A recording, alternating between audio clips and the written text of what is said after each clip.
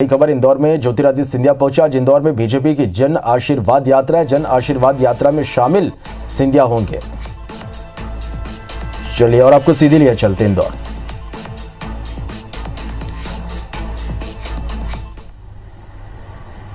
पिछले 1-1.5 महीने में जो घटनाएं घटी, जहां प्रजातांत्रिक प्रक्रिया का गला घोटने की कोशिश की गई, जब प्रधानमंत्री नरेंद्र मोदी जी अपने मंत्रिमंडल का परिचय देने की कोशिश कर रहे थे, तो विपक्ष की यह कोशिश थी कि वो परिचय न हो पाए। और उसके पीछे ये कारण नहीं था कि मुद्दों को उजागर करना था, लेकिन उसके पीछे एक ही कारण था कि जो भारत का सामाजिक गुलदस्ता है, उस सामाजिक गुलदस्ते का एक रूप प्रधानमंत्री जी ने अपने कैबिनेट में दिया था। महिलाओं की शक्ति के आधार पर, अनुसूचित जाति जनजाति की शक्ति के आधार पर, पिछड़े वर्ग की शक्ति के आधार पर, नौजवानों की शक्ति के आधार पर, चाहे 27 पिछड़े वर्ग के हमारे मंत्री हैं, 8 अनुसूचित जनजाति के हमारे मंत्री हैं, 11 हमारी महिला मंत्री हैं, 12 हमारे अनुसूचित जाति के मंत्री हैं। ये नक्शा विपक्ष नहीं चाहता था कि देश की जनता के समक्ष हो। और इसी के साथ साथ जो विपक्ष की निंदनीय हरकत रही संसद में इस बार, जहां सेक्रेटरी जनरल के टेबल पर नंगा नाच किया गया,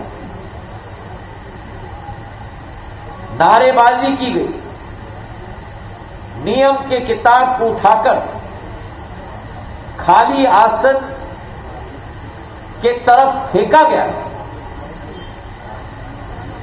प्रजातंत्र के मंदिर को खंडित करने की कोशिश की गई।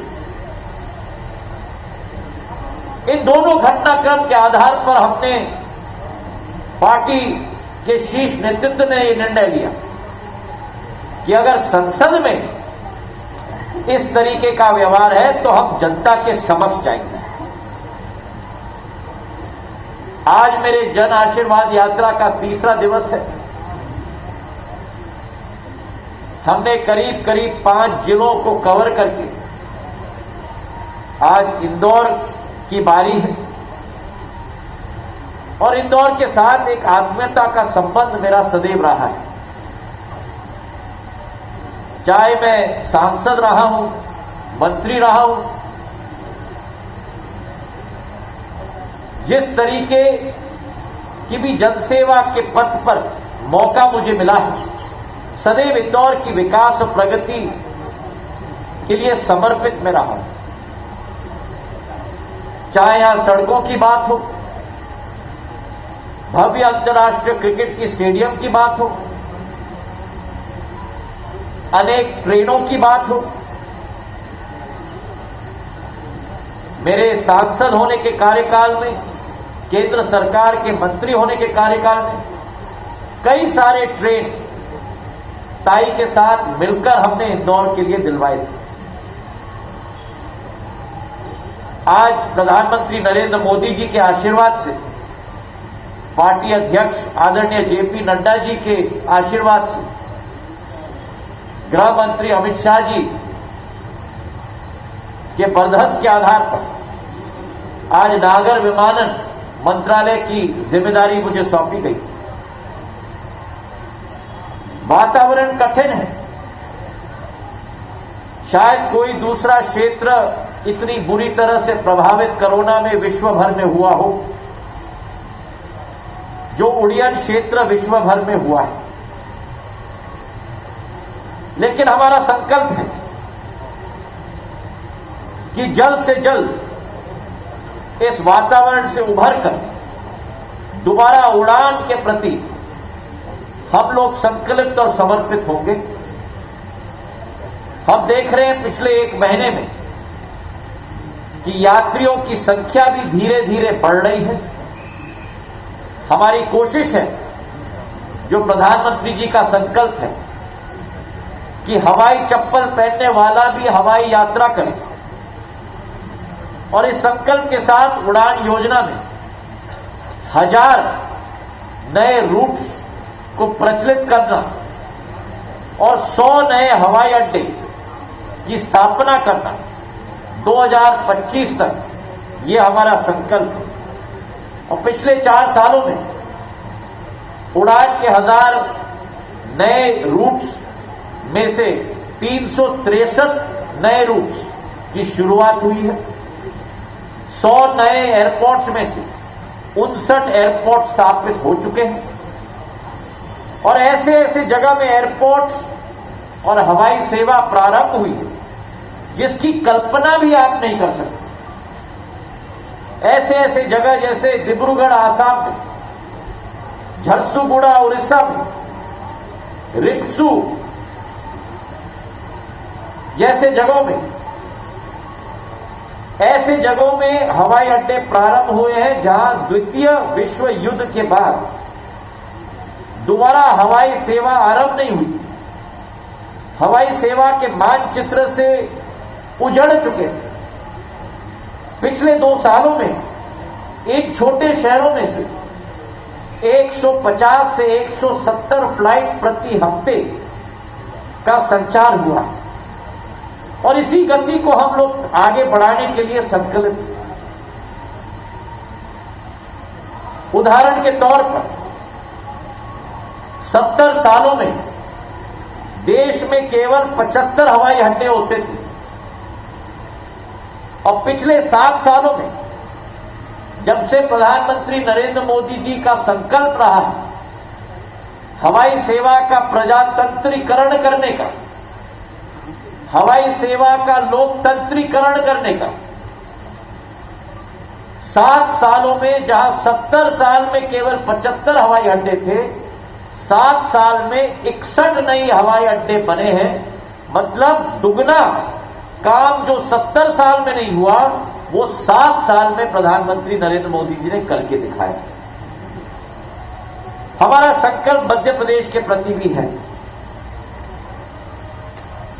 हमारे जो 4 मुख्य हवाई अड्डे हैं, भोपाल, इंदौर, जबलपुर और ग्वालियर, संक्षिप्त में मैं आपको सूचना देना चाहता हूं कि भोपाल में 230 करोड़ के आधार पर नया टर्मिनल बना है, रनवे की रिकारपेटिंग हुई है।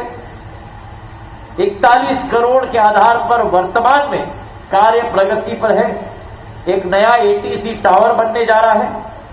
अक्टूबर 2022 तक ये टावर तैयार हो जाएगा, और इसी के अतिरिक्त एक फायर स्टेशन और एक पैरेलल टैक्सी ट्रैक पर भी हम लोग विचार कर रहे हैं।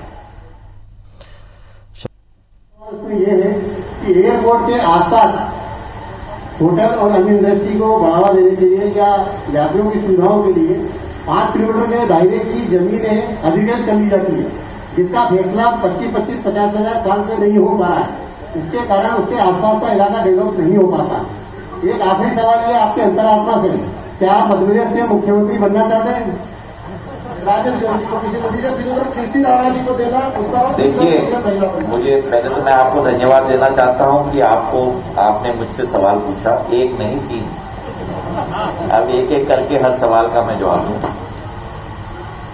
भारत सरकार विमानतल विनियामक प्राधिकरण के आधार पर जिम्मेदारी है हवाई अड्डे की स्थापना करने की। जमीन प्रदेश सरकार देती है, और या तो वर्तमान के परिप्रेक्ष्य में कई एयरपोर्ट्स पीपीपी मोड पे भी बन रहे हैं, पर ज्यादा करके जमीन प्रदेश सरकार के द्वारा दिया जाता है। और मैंने आपको एक आंकड़ा दिया, 70 साल में 75 हवाई अड्डे बने थे देश में और 7 साल में 61 नए हवाई अड्डे बन चुके। अगर जो आपका वक्तव्य है वो सही होता तो जो 70 साल लगे 75 बनाने के लिए, तो 7 साल में 61 कैसे बनते?